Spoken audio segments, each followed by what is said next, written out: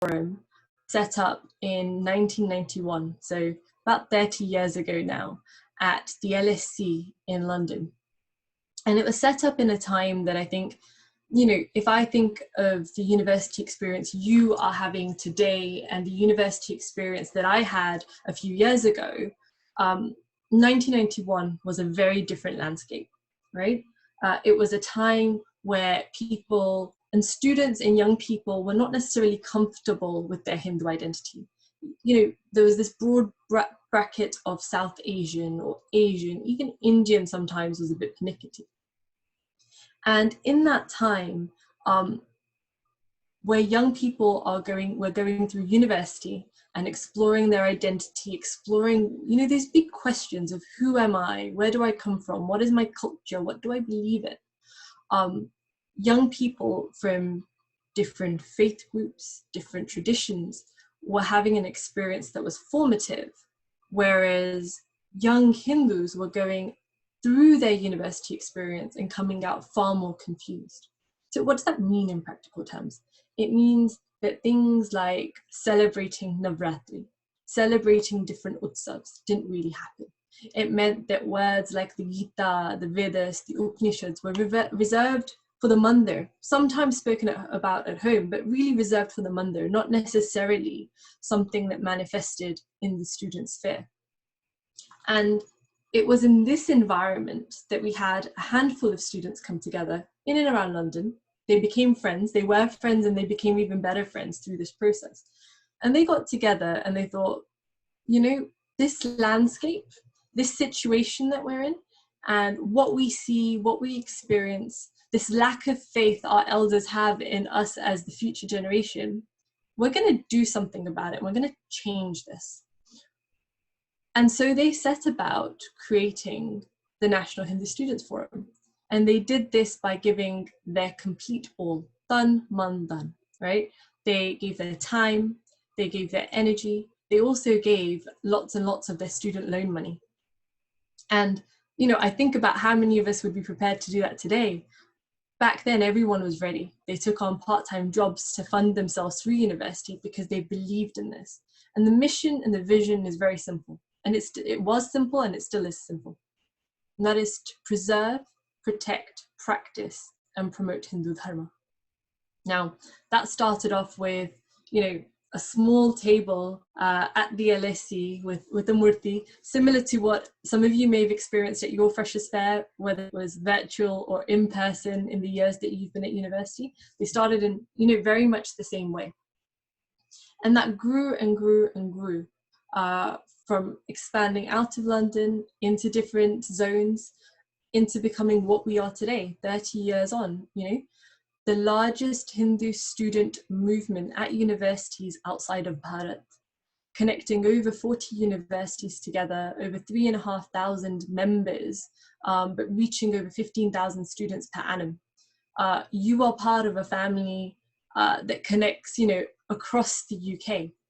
You're part of a family where you have the opportunity to attend anywhere between 17 to 20 events a year.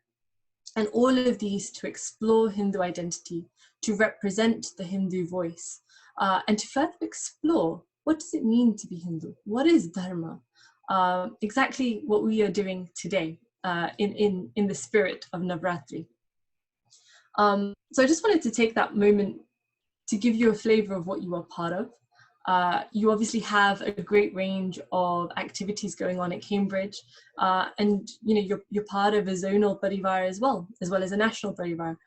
So I hope that we'll start to see more and more collaborations, I guess, in the months and years to come as well.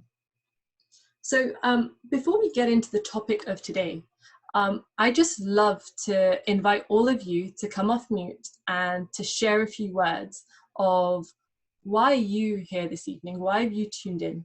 What's your motivation to either be here or explore this topic?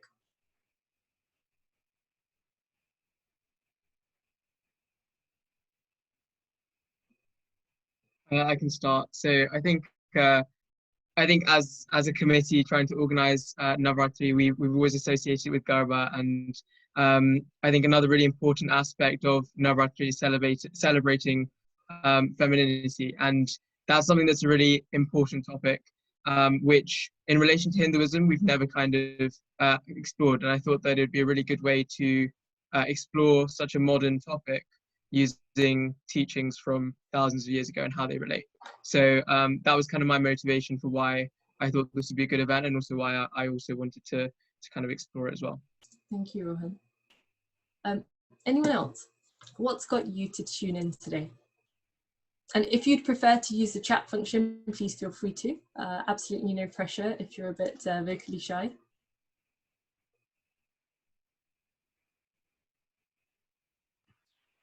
I personally completely agree with Rohan as well. I think there's always a big, because obviously in India, Hinduism is the main religion. So I think there's always a big misconception that Hindus aren't feminists because of the situation in India. So I think I'd really like to know more about how feminism manifests in Hinduism and not in the Indian culture. Okay, good build. Anyone else before we dive into the topic at hand? Oh, sorry, go on. No, you can go first. Fine. Thank you. I think that sometimes Hinduism can be sometimes quite a confusing religion. I mean, we're taught all these things as we're growing up, and we're not always allowed to question them. So I think coming to events like this can really help us get a better understanding of what is really a very kind of traditional and historic and rich religion that can provide quite a, an important structure to our lives. We need to understand it a bit better. So yeah. Thank you, Nandini. Thomas, would you like to share? Yeah, I was just going to say, I think in the Western world, in my experience, I think Hinduism traditionally is kind of dominated by traditions that aren't focused around the goddess and around Shakti, tend to be dominated around Vaishnava traditions or maybe Shaiva traditions, especially in South Indian communities. And I think even though Navaratri is such a popular festival, especially in all Hindu communities, but especially within the Gujarati community in the UK, I think that it's really interesting to look at the key symbolism of it and what everything, the core of it really symbolizes, apart from it being about, Garba and all of that, which is obviously so great. But I think it's really important to look at the deeper roots of it and what its wider implications are. So yeah, I thought that would be interesting to discuss and learn. Brilliant. Thank you for sharing. So that's given me a really good base to start off with in terms of what our group interests are. So why don't we get right into it? And let me share my screen. In fact, I won't share my screen just yet. So the title that we are exploring today is Shaktitva, the divine feminine in Hinduism.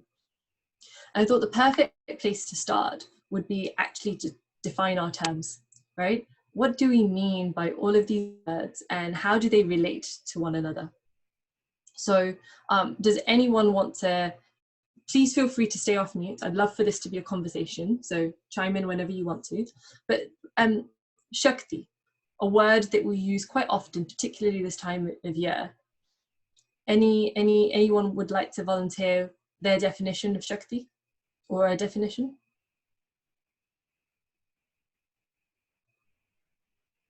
Okay, so Shakti essentially means energy, right?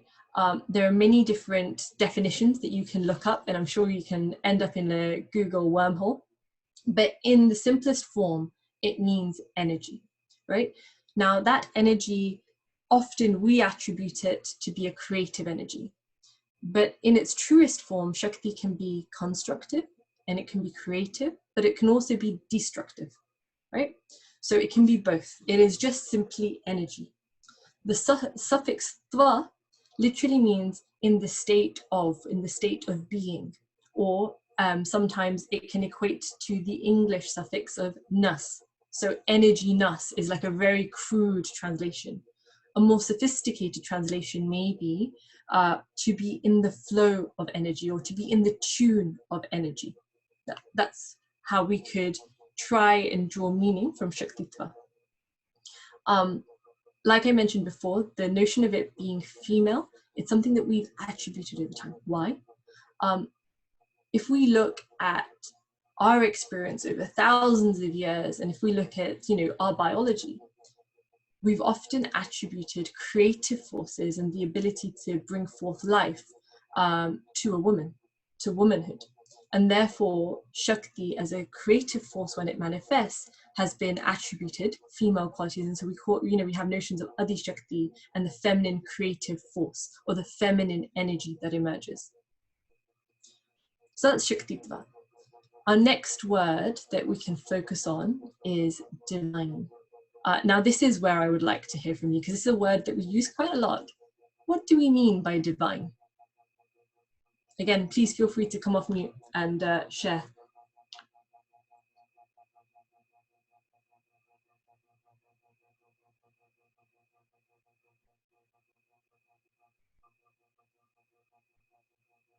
Okay, so I'm sensing this will be a bit of a trend, but please prove me wrong by the end of it. So divine or divinity, this word, if you Google it, you will come across definitions that will say that anything that is divine is that which will take you closer to God. If you ask a theologian, they may say something a bit more nuanced, which is take you closer to God's grace. And so, as you can see already, it has really strong Christian connections, and that is because it does come from the Christian religion.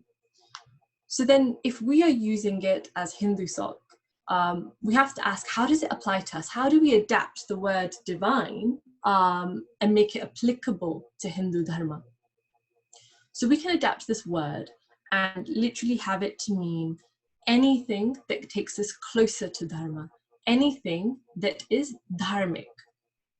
What does that look like in our experience? So anything, so Dharma, if we look at the root of it, is that which sustains, right? So therefore, any action that is sustainable is dharmic. Anything that takes you and I to be our best selves, that allows our best self to manifest, that allows us to flourish, is dharmic. And if you and I flourish, we are already contributing to society. We are a net contributor to society. By our flourishing, society flourishes, and therefore you have sustainability and dharma flowing. So we're adapting the word divine in a way that is conducive to the Hindu tradition. And this can be that which takes us closer to Dharma, that which is a bridge or a doorway, but we've adapted it. Now, the word that I think, you know, got me thinking quite a lot last night as I was thinking about this session, the word feminine or feminine. How do you define the word feminine? Like, I personally find this quite tough, and I'll tell you why. If I try to articulate it from my experience, I'll almost be really comfortable to say to you, I know what is feminine and I know what is masculine. I have a sense within me. I can tell you, this is feminine, this is masculine, this is feminine, this is not feminine. But if you ask me to articulate it and give you a definition, I almost feel like I've diminished it, I've lost it. I don't know if that's something that you can relate to, but it's definitely something that kept me up last night when I tried to define this. So I only found solace in that there's an ancient saying, I think from ancient traditions, that when you get closer to that which is vague, you are likely closer to the truth. So I got a bit of peace from that, but I found it very difficult to define. So I think I did what any student would do. I consulted Google Bhagavan to say, what does this mean, right? What does it mean? In fact, can someone Google it now and let me know what the first definition for feminine is?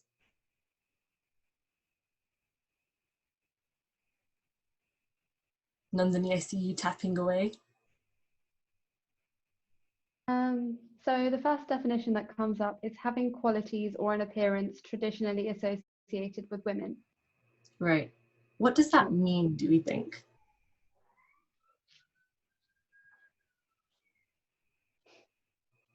is that a definition? You can give me a thumbs up, you can give me a nod, but is that a definition that makes sense to you, that you could go further with?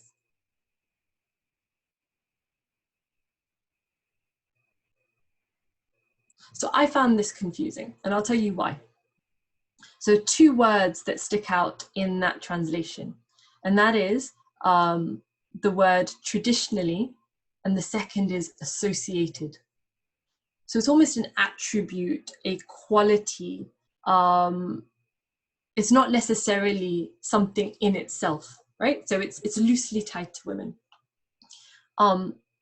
And I think that's where I'd like for us to explore a bit more. So what does this look like? What does it actually tell us?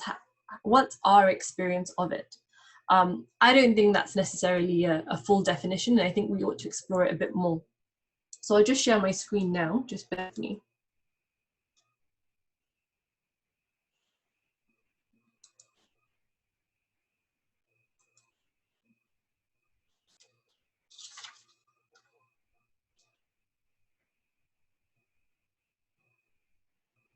Right.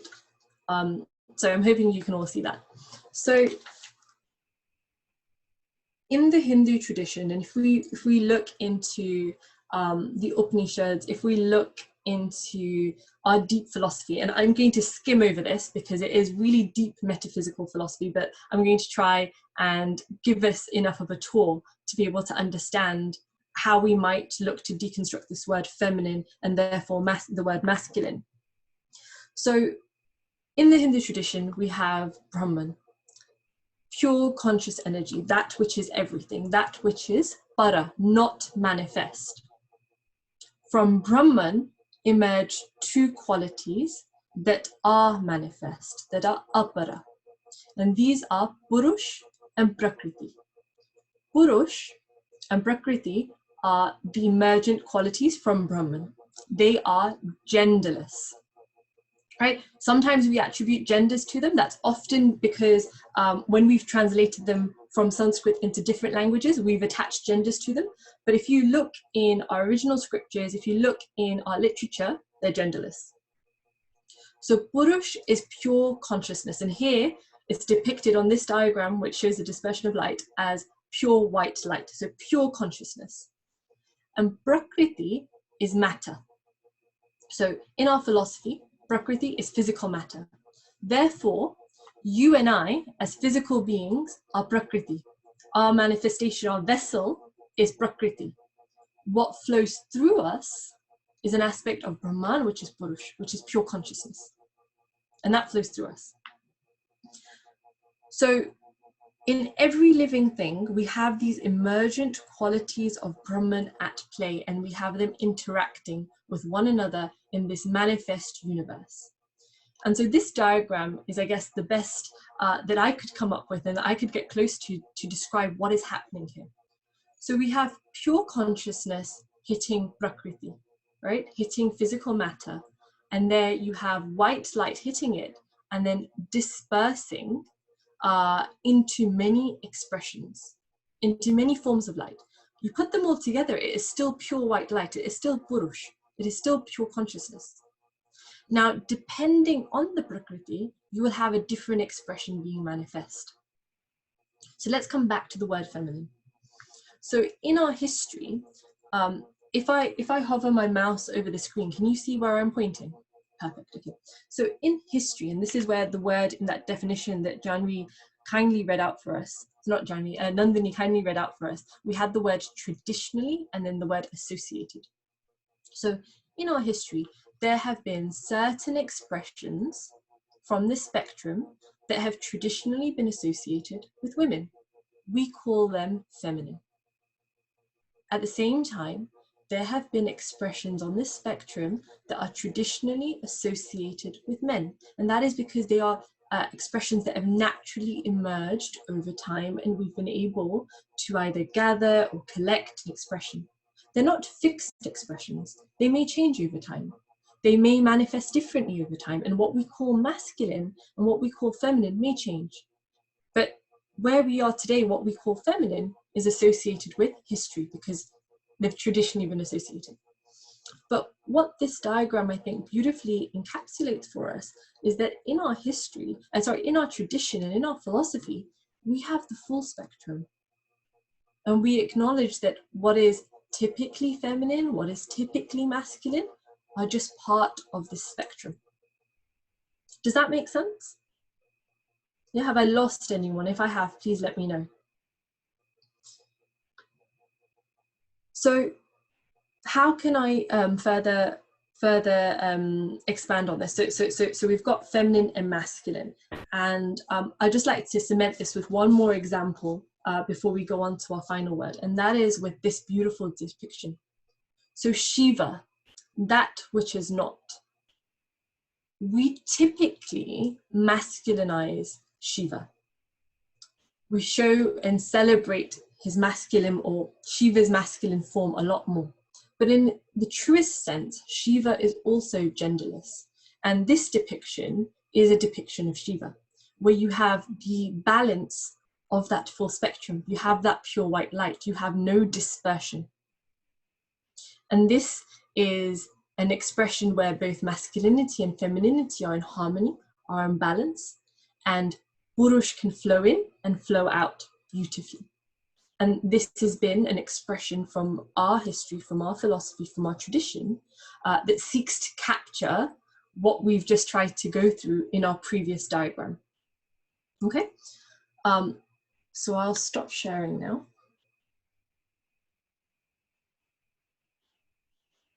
So the final word then in our title of today is the word Hinduism. Now, I'm not necessarily a fan of the word Hinduism, and you probably have noticed that I've kind of stuck to the words Hindu Dharma, Hindu tradition, or just Dharma. And I think I'm going to leave it there. What I will tell you is ism, and I would encourage you to look up the origins of this, this term ism. It's typically associated with a political movement, a political ideology, right? It's seeking to grow, it's seeking to move, it's seeking to convert or grow via expansion. And if you want to explore this difference further of Hinduism and Hindu Dharma, or Dharma and Hinduism, I'm more than happy either to your committee, or you can contact me directly to share papers, speakers that explore this further. It's well worth exploring, but not my subject matter expertise, and not something that I'm going to dive into today. But I will focus on Dharma. What is Dharma? So in the Brahma Sutras, we have a definition given to us. And in this definition, there is a verse, again, I can share this later, where Dharma is equated to Satya. Satya, we often, very simply call truth or truthfulness. But in the Brahma Sutras, Dharma and Satya are likened as one. And three qualities are expanded upon: heat, meat, and breath. Heat is that which is beneficial to all. Meat is that which minimizes harm, and breath is that which is compassionate or loving in nature. So for anything to be dharmic, we've previously said anything that is sustainable, but we are able to expand on these qualities with heat, meat, and breath, which come from the Brahma Sutras and that define the aspects of Satya and therefore Dharma, which have been equated. So we've been through a few definitions, and I know that I've been given a strict time, so I'd like to stitch it back up together and then address what we've not necessarily addressed, which is feminism. So let's stitch back up what we've deconstructed. So we started off with shaktitva, that is which is being in tune with energy, being in the flow of energy of the universe. This often has connotations of create energy, but in its truest sense just means energy. We've come to divinity, which we've appropriated to mean that which takes us closer to Dharma, that which is dharmic. We've then explored feminine, which we've said are expressions that are associated with women or womanhood. And then we finished on the Hindu tradition and Dharma. What is Dharma? And we've gone through heat, meat, and breath. Now, on your poster on Facebook Cambridge Committee, you asked the question, Shaktitva, is this feminism? So before I give you my thoughts on it, I'd like to know your thoughts from what we've gone into so far. Would you say that this view that we've explored and feminism as you understand it are equated, are different? If so, what, let's expand on your thoughts a little. And I'm going to do the awkward thing and invite you to speak, so please do speak.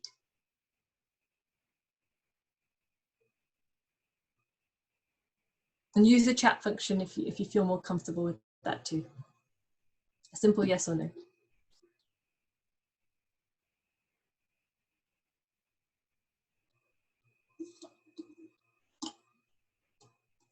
Okay, different question. Are we all comfortable with what feminism is?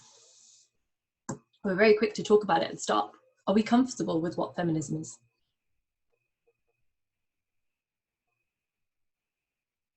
Okay, maybe. I'm seeing a bit of a head shake. I'm not sure if that's an Indian head shake, but a bit of a maybe. No, okay, thank you. Okay, excellent. So let's start from there. So we've already touched on ism, right? And we've said that this is a movement that seeks to expand. So feminism is a political movement that is a reaction to Western culture. Western culture where the masculine has been celebrated. This celebration of the masculine comes from the Greek culture, from which all Western cultures emerge, right? And there has not been a balance with the feminine and the masculine in these cultures. So from the Greek up and through till all the different permutations of Western culture, we've always seen a lopsidedness in values, in culture, and therefore in institutions. If you Google feminism, or if you look up definitions of feminism, we see things like we want equal rights for women. Now for us legally, that's in play, that is legally there. So we've achieved that movement, but feminism is still present, it's still here as a reaction. So why? Because it's a movement that is still seeking to deconstruct the over-masculinization culture, values, and institutions, which is still present in our world today. But it is a reaction to Western culture that has been hyper-masculinized through history. It is also, I think, and I'm sure that there is a lot of literature out there that we can explore, not only rooted in a Western approach, but has ties to Marxism. It has a mentality of us and them, women against men, men against women. There is this class struggle connotation that emerges in feminism as a political movement. So that is what feminism in a very crude nutshell way is, right? And what we've described is a Hindu approach of feminine. We've looked at Ardhanganishwar, where we've got the balance of Purush coming through Shiva, and we've talked about the balance of expressions and the whole spectrum of expressions, that which is associated with feminine and that which is associated with masculine. So how does this apply to us? Because I'm sure you're thinking it. Well, in our culture, we've always celebrated the feminine energies and the masculine energies. We may have over time, and I think this is true, tipped over to one side, sure, but we also come from a tradition where the Hindu culture has been subjugated for about 1,000 years. And so, from independence, we're now at 70 years on. There's a whole lot of catching up and rebalancing to do. So I think that's a fair statement to make, that actually we've got some way to go. But if we look at the philosophy, and if we are able to to differentiate between the political entity of India and what's going on in the nation state, and therefore the culture that exists today, versus the philosophy and the tradition, we will see that there is a difference. And we will see that in the philosophy, if you read any literature, and if you go and explore the ancient culture, that there is an equal celebration of the feminine energies and the masculine energies, because they make up society. Why else would it be that in the Mahabharata, you have Arjun, who is the greatest warrior of all time. You know, he is the epitome of masculine energy, masculine nature, who then goes to a different look, but then explores the feminine arts, that becomes the most graceful dancer, that explores the other side of the spectrum to explore how he can not only embrace but also project femininity. That in his last year, where he had to hide, he hid as a woman. And it wasn't that he dressed as a woman. He literally became a woman. He was transgender. Now, which other culture, you know, in which tradition do we see this expression, this celebration of going from masculinity to femininity and from one form to another and, you know, exploring that gradient? So that's just an example to get you started in your own explorations, right? To give color to what I'm trying to, I guess, point to with the best language that I can. So I know that we're probably at time and we should probably move on to Q&A. So I'll pause here. But to sum it all up, you know, we have a beautiful utsav that we are exploring in a very Hindu way, with an exploration, with a discussion where we ask questions, and hopefully, you know, we leave with more questions than answers, because that is the nature of our tradition. You read any of the Upanishads and you'll see that there is a dialogue in play. You know, we've got a questioning tradition rather than a preachy or a exclusive claim to the truth in our tradition. So we're very plural in that sense.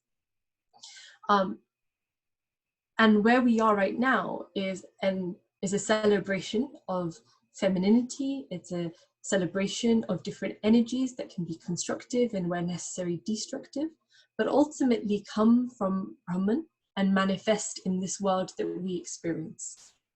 So I'll pause here, and you can tell me whether I've completely, you know, confused you, whether there are things that you'd like to dive deeper into, and what your reflections on this discussion are so far. So over to you.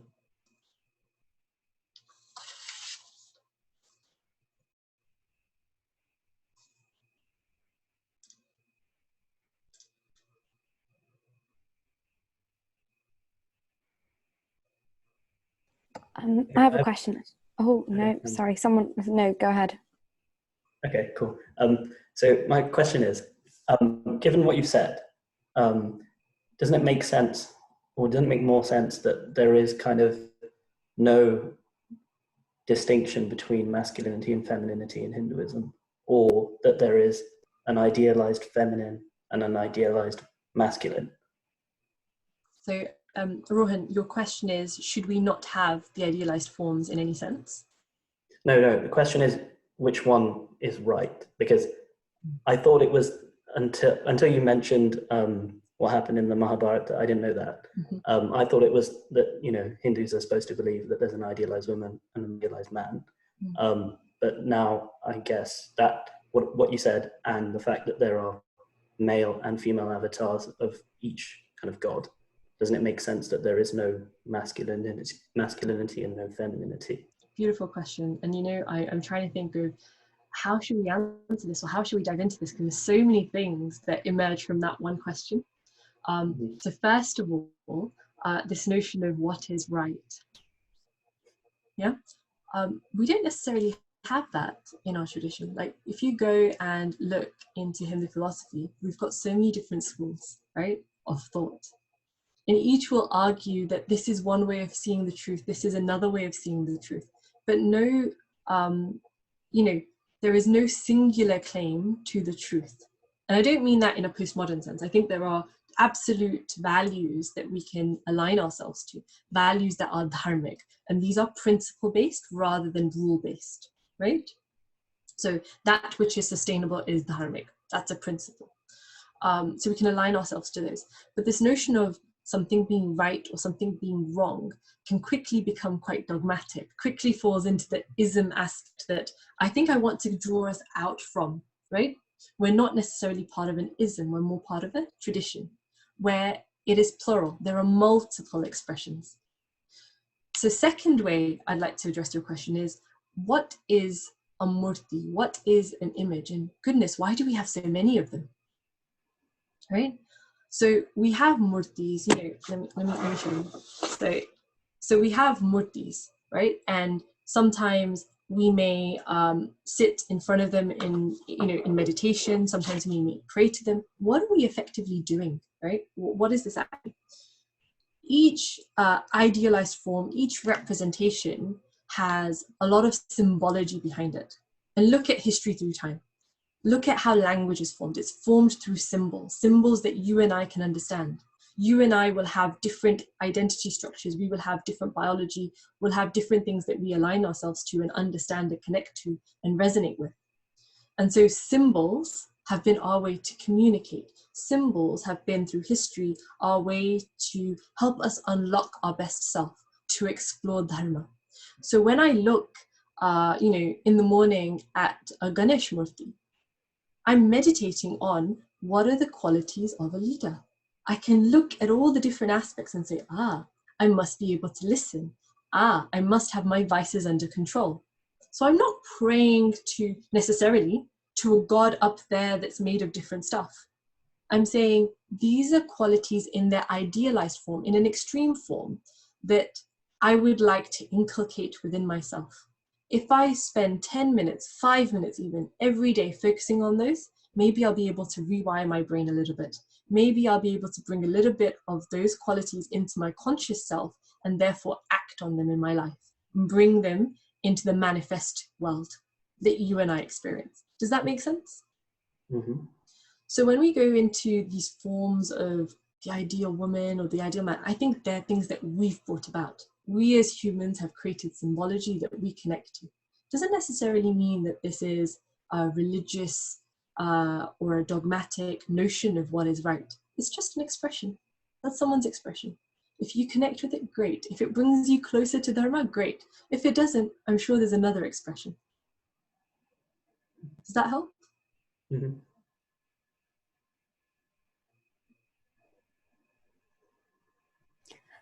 I kind of just wanted to ask, maybe like looking to the future. So how do you, for example, you showed us like the Shiva portrayal with both like the male, both the feminine and the masculine aspects. Do you see like that maybe, do you want to like, because we don't often see that, I don't think, I've never personally seen that. Do you think there would be like a move to try and kind of bring that back?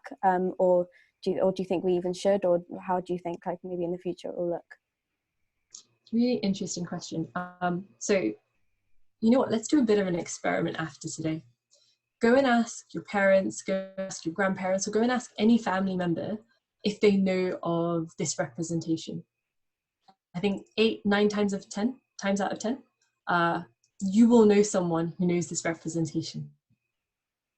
I think you're right, Janvi, in that we may have tended, and I think I alluded to this earlier, into favoring masculine and celebrating masculine forms a bit more in our history and in modern history. And I think that's a reflection of the cultural values that we have embraced. And also, let's not beat around it. You've had Mughal rule within India, and then you've had British rule where Christianity came along as well. Both traditions are highly masculine, as we've explored previously. And so what we experience in India and in our recent history, what we've experienced is a result of that history. So I do think that we are rebalancing. I do think the more and more we have discussions like this, where exploring, rediscovering parts of our ittihas, parts of our philosophy, deep metaphysical values that I think we've only just touched on today, that will mean that actually these representations will become commonplace. We may have them in our mandirs at home today. We may have them, within our lives. We may choose to have them going forward because we appreciate them more. So I think this will start to manifest, but I'll just allude to the 70 years versus 1,000 years. It takes a long time for ideas to move and emerge, but they're there. Thank you.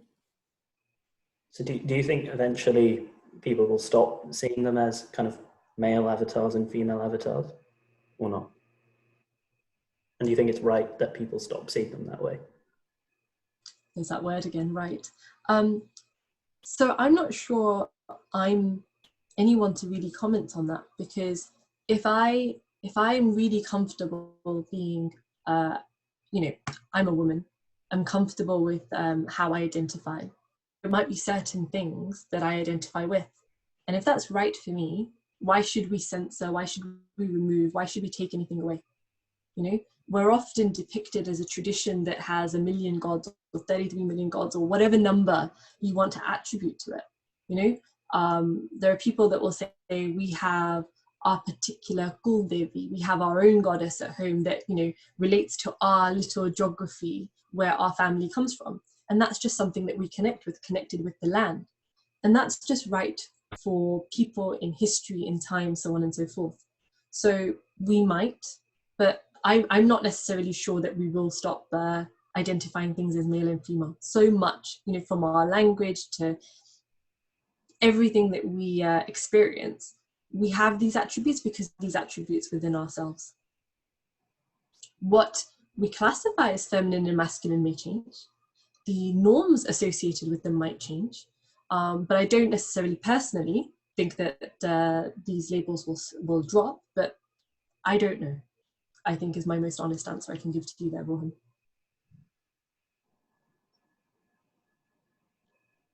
So I had a question about how this kind of applies to like the world today. So whether through stereotype or culture or whatever, there's been a difference in expectation of what the role of a man and a woman is in society. So what does Hinduism kind of say about what the roles that men and women should play is, and whether that's equal or not? You know, absolutely. And you know, I think this is a question that all of us have pondered over at some point in our lives, you know, having experiences at home, experiences that we hear from friends, so on and so forth. And I think this is where, you know, again, like, I don't want to labor the same point talking about political history and, you know, culture and philosophy, but I would absolutely point to that. You know, look in our history, right? And you will see that the Vedas, which are the oldest texts that we have access to, you know, so many of them are written by women. So many of them are attributed to women. There wasn't a masculine or a male monopoly when it came to scholarship. Again, look in our history. You know, I think this would be around Chandragupta era, around that dynasty's time, where the king's guard were always women. Why? Because we could trust women more to not overthrow the king and then claim the title of king. So the women's guard, so the king's guard was primarily women through history, and that's in our Indian history, that's in our Hindu history. Assassins, spies, you know, you've got the whole range there, and you can explore this, you can dive into that history. Over time, things have happened, right? We've had invasions, we've had, you know, changes in how we've settled and how society's been built and what roles have then been attributed to men and women. That's evolved over time. But I think the key thing here is that it's evolved, it's been moving. Nothing is, this is the way it needs to be. Nothing is static. So there's nothing stopping us from saying, if I look at Dharma, you know, there is an equality in us. Because why? Because the same Purush that flows through you is the same Purush that flows through me. Our vessels might be different, our capacities might be different, our capabilities in this life might be different. But there is an equanimity in each of us. And so there are no necessary limits. There might be limits because of my physical manifestation in this life, sure. But there's nothing stopping me to reach my best potential. There's nothing stopping you to flourish and reach your maximum potential. And so with ideas like this, you know, when it comes to like gender norms or expectations, etc., as consciousness is raised in a society, as more and more of us tip towards a particular idea, we'll then see a leapfrog or a leap forward in our social norms, right? You can talk about mandirs and menstruation and, you know, where we were a while ago, where we were previously to where we are now. There's been a change. Okay, if we keep talking about it, if we keep addressing it, and if we keep exploring it, that will change too. And it is changing. Look at things like how Hindus by and large are embracing veganism. We talk about this notion of ahimsa, yet in our mandirs, we quite happily, readily pour milk. Okay, let's discuss that. What is ahimsa? How does it apply to our society? Is it dharmic? Is it ahimsic to continue given the state of our dairy farms and our dairy industry in the UK? Now that's for you to decide. There's no authority telling you thou must be vegan, thou must not harm cows. There's no authority. That's for you as a critically thinking young person who has access to all the information, who has access to tools that you can learn more of in our ittihas, in our literature, to decide, what is ahimsa? What is dharma? What am I now going to choose to do? Is it going to remain knowledge? Is it going to remain information? Am I going to translate it into knowledge? Does that make sense? So we've done a bit of a roundabout, but that's for us. And as all of us collectively move and we change and our consciousness changes and is raised, society will change too. And we're very young in that sense, given our history. Well, young in the sense of given our political history, not young in our traditional history, where we see more of a balance.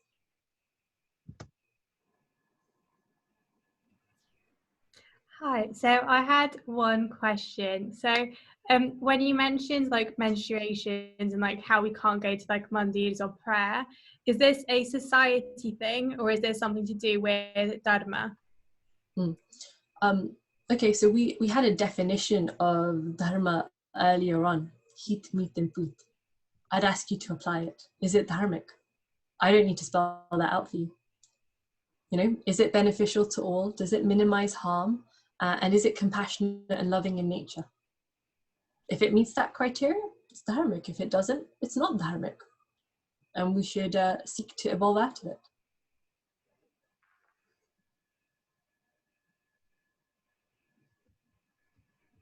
So Priyanka's asked a question to say, have we had women actually leading us? Yes, absolutely. You know, look up Ahilyabai, look up Jhansi Ki Rani. There's lots of different figures that you can see. In every sphere of society, you will see different women different women that have led in different ways. I mentioned, you know, the martial forms earlier. We touched on scholarship. So, you know, look up women like Gargi, Maitri. These are other figures to associate yourself or, you know, to acquaint yourselves with as well. So absolutely, yes. Just might have to go a little bit further back in history. You're welcome.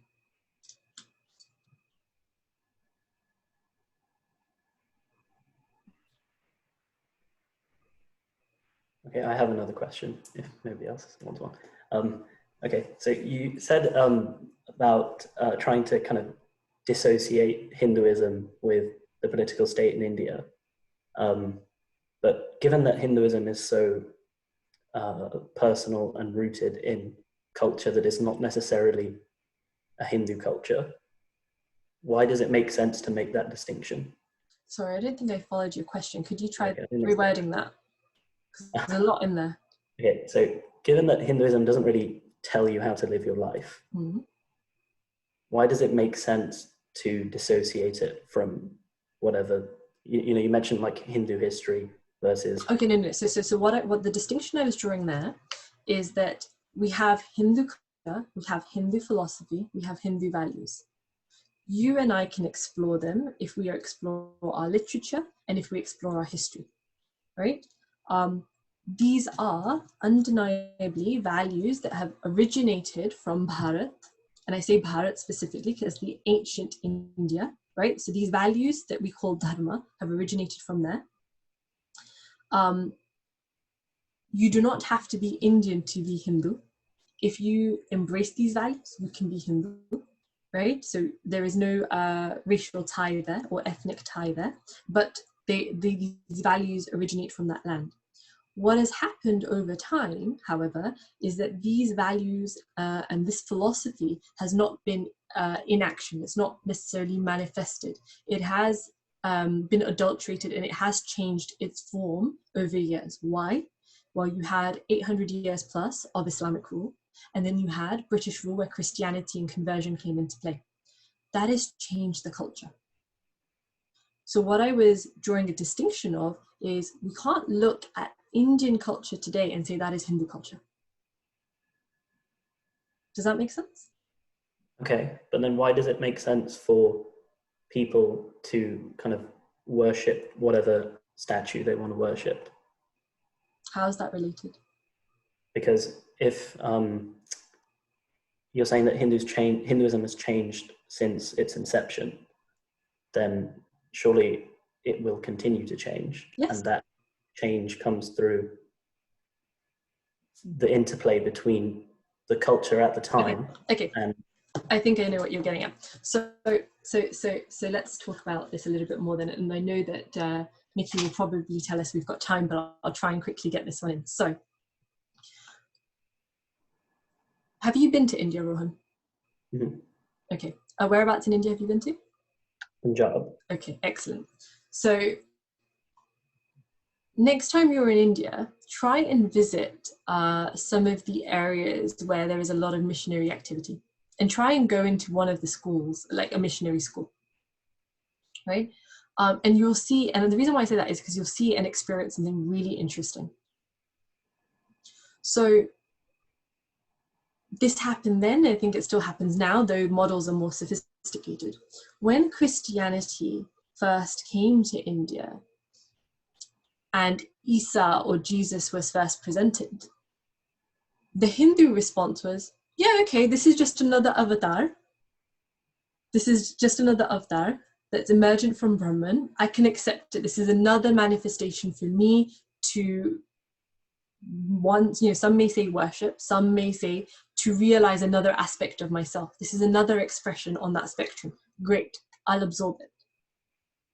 That is a very Hindu thing to do, to accept, to find the good in, and to say, I will elevate to the goodness. And we can strip aside any of the dogma, etc. That's not necessarily the Hindu way. And we'll evolve and we'll grow and we'll change, etc. Rudra and Shiva used to be two separate entities, and then they became one. Things have always evolved over time. What Christianity also brought with it, though, is not only is Jesus an avatar, but actually none of the other avatars are as good as Jesus. So let's distance them, and then let's make this the only avatar. Let's make this then God or the Son of God, and so on and so on. And then you have this journey that comes into play. At that point, it stops being Hindu. At that point, it stops being plural. At that point, you are no longer associated with those ancient values. Does that make sense? Mm-hmm. So then we've crossed over into Christianity, or we've crossed over into an ism, and we're no longer Hindu. And so what I'm pointing to is that what we've experienced is a mix, is an interplay of that, where our plural culture has not necessarily been as plural, has been as balanced, and that is tipped. And so what we are doing now, and what we, I think, all over the globe are doing, is rediscovering in different forms. We'll reject parts of history, sure. We'll say we know better now. There were these things in Ayurveda, but actually science has taught us that this is more applicable. Great, we'll adapt, we'll evolve. And it is a living tradition. Look in history, out of the greatest civilizations that the world has ever known, the Hindu tradition is the only one that's unbroken. It's had highs, it's had lows, but it's the only one that's kept on living. Why? Because it's kept on evolving. So there's that balance of what are some of the core values versus when does it stop becoming part of that plural living tradition.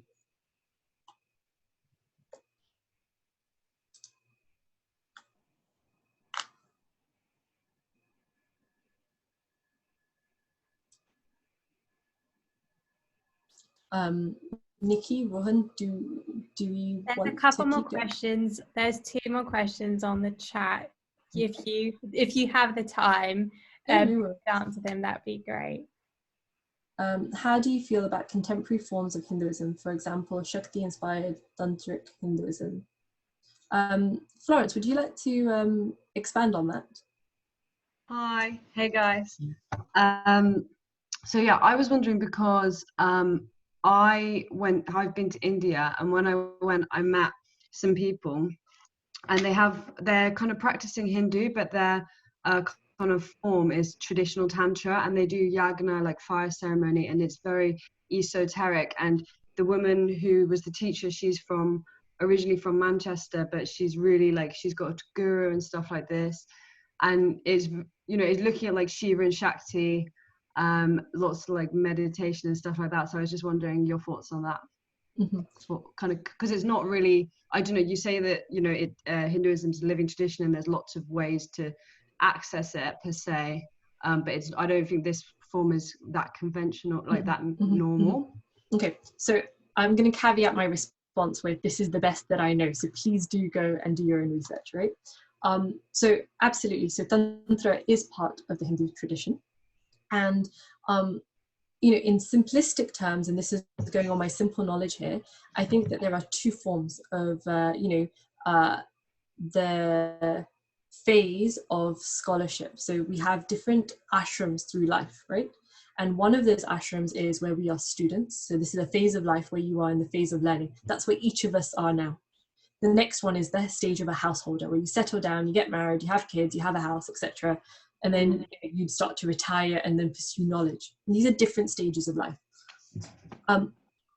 In this phase, there are two approaches. So one is you become celibate and you abstain and you draw the senses in, right? By drawing the senses in, you are then not seduced by the sensory world and you can focus on the pursuit of knowledge. That's one worldview. As I understand it, Tantra is the complete opposite. It is where you understand the world through senses. You embrace them. You don't repress, you don't suppress. You explore the sensory world to become informed of the same knowledge. So different way, different pathway to access the truth. Kind of like if you're climbing a mountain, you might take one path and, you know, Janvi may take another path. You're ending up at the same top. Your paths are going to be different. Your journey is going to be different. What's necessary in both is a guru, someone who knows the path, someone who knows, you know, the pitfalls, someone who knows where you might jump, you know, fall off a cliff edge and really be seduced by the senses and not find your way back out.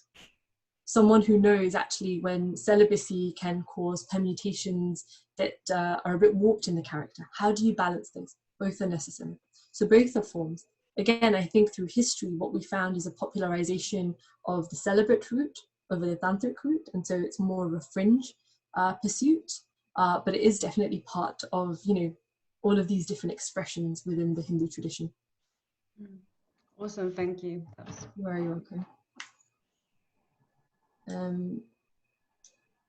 And then Nikhil, you've asked a question of what about the archetypes that come out of Judeo-Christian thought?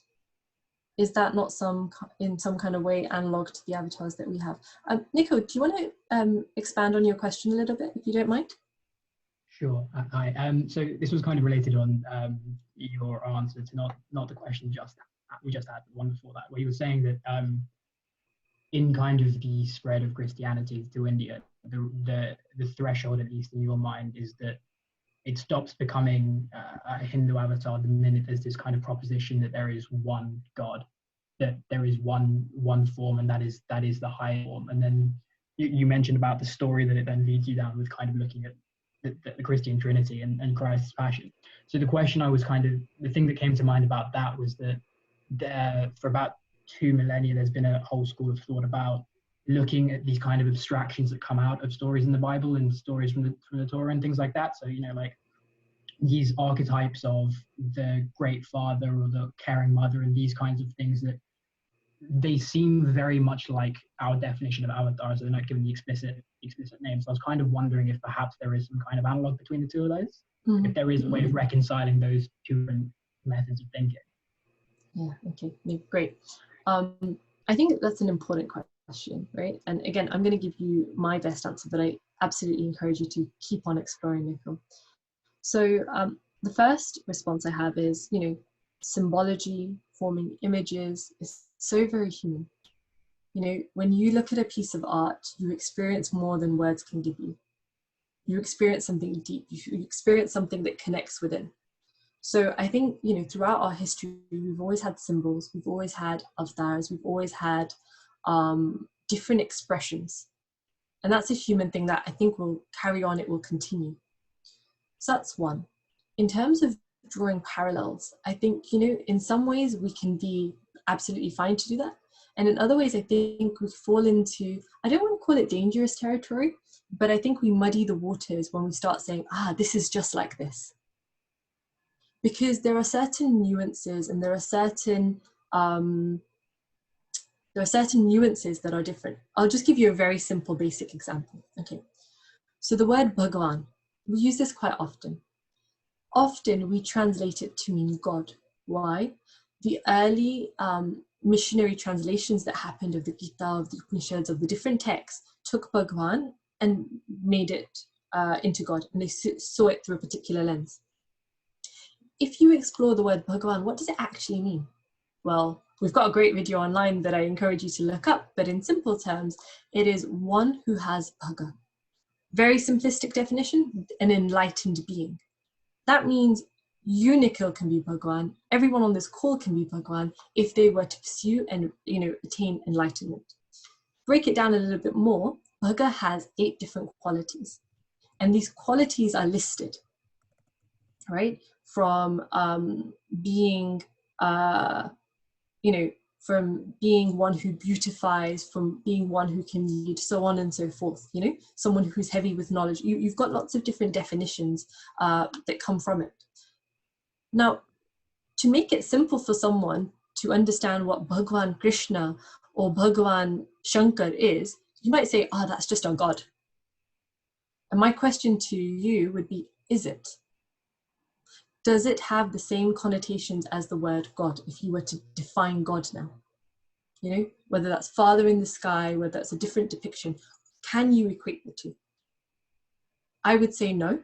I would say that there is a level of linguistic hygiene that we should exercise and define our terms like we did today, and be able to distinguish the two. So where there are parallels, where there are analogs, absolutely, let's embrace them. It makes communication a lot easier. But whether or not, let's exert that extra effort to pursue the truth a little bit more.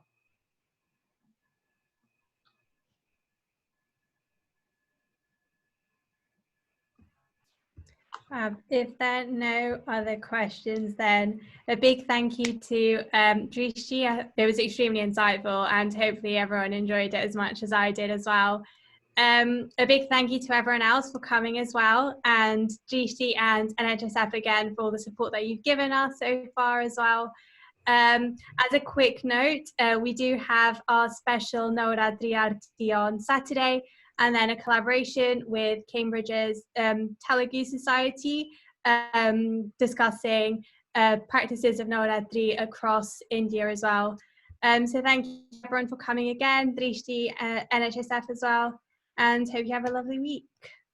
Thank you for putting on this evening. Real pleasure. Namaste, everyone. Namaste. Thank you.